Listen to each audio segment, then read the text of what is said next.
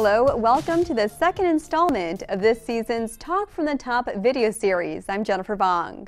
Volvo Cars is headed for its fifth straight year of record global sales.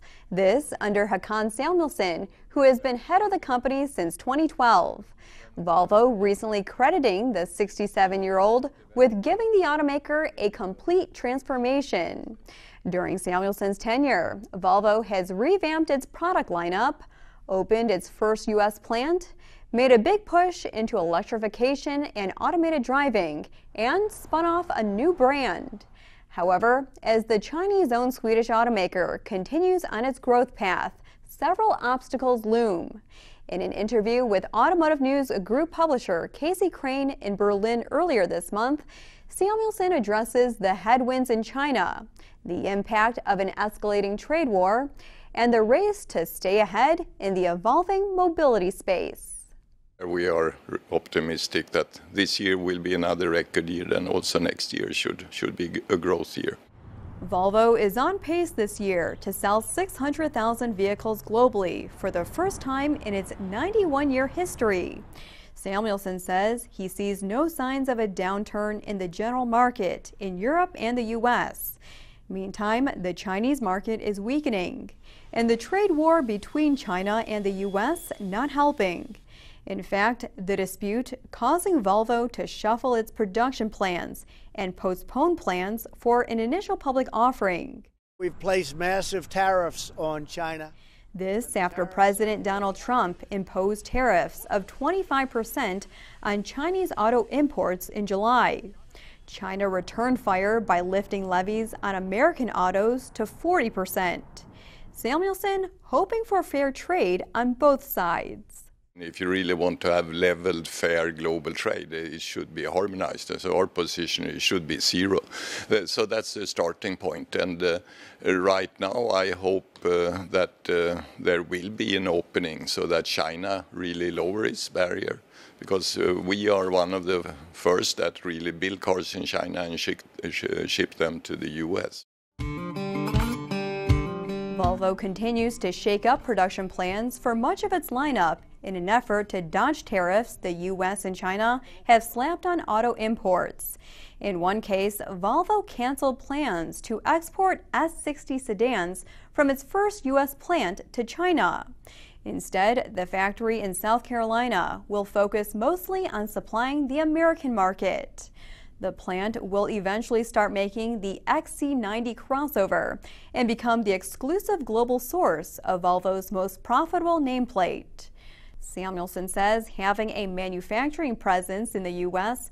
has boosted the morale in the organization. Plus, all our partners feel now a much bigger confidence for Volvo as a brand, and that we are really in the U.S. to grow and not just being there as selling cars, importing cars, selling cars. Now we are local building cars in the U.S.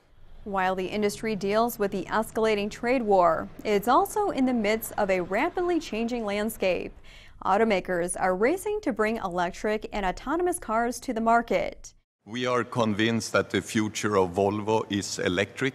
Volvo has said it aims for fully electric cars to make up half of its global sales by 2025.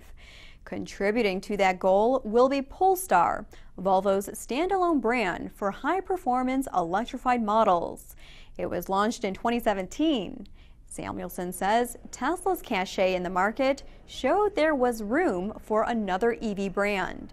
I think the car definitely don't need another conventional car brand. I mean, but maybe the world could need a new electric car brand, because it's a lot of things that I must say a bit humbly learning from Tesla. I mean, what they have done with electrification is impressive compared to we have tried in Europe for many years, and we put in the electric drive into the car, but it definitely maybe doesn't create that attractive product for consumers as it does when you have a new brand. This is electric from start.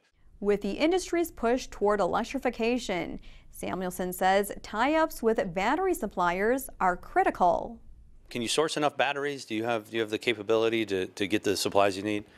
And today that's really a battleground because everybody is now going electric. So, and the capacity is of course not there.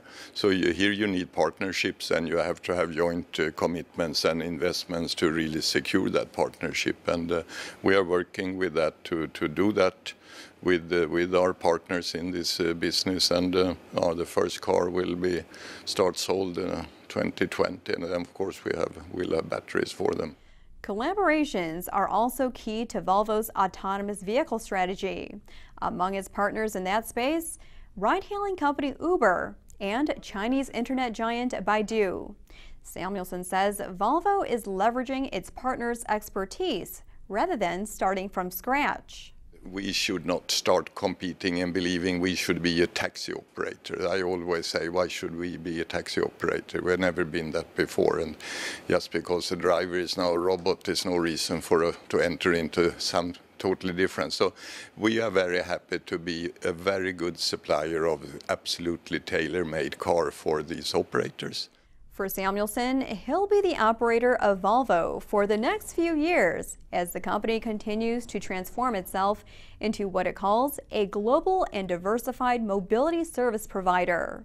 The automaker recently extended the chief executive's contract by another 2 years to 2022. And as the industry faces a revolving door of CEOs as of late, Crane asked Samuelsson if a consistency in leadership gives Volvo an advantage. I have 6 years now as CEO, and now I signed for another 2.5 years. So I have very good possibilities to be the most long-lived CEO in this company's history. And I think that was good because we have had so many changes before. So it needs some consistency, and we need to build up, of course, a new generation management team. And that's really what I'm trying to do now in the next years. By the way, Samuelsson was named 2018 World Car Person of the Year in March at the Geneva Auto Show. He was also named Disruptor of the Year by CNET at January's Detroit show. Thanks for watching this edition of Talk from the Top. Take care.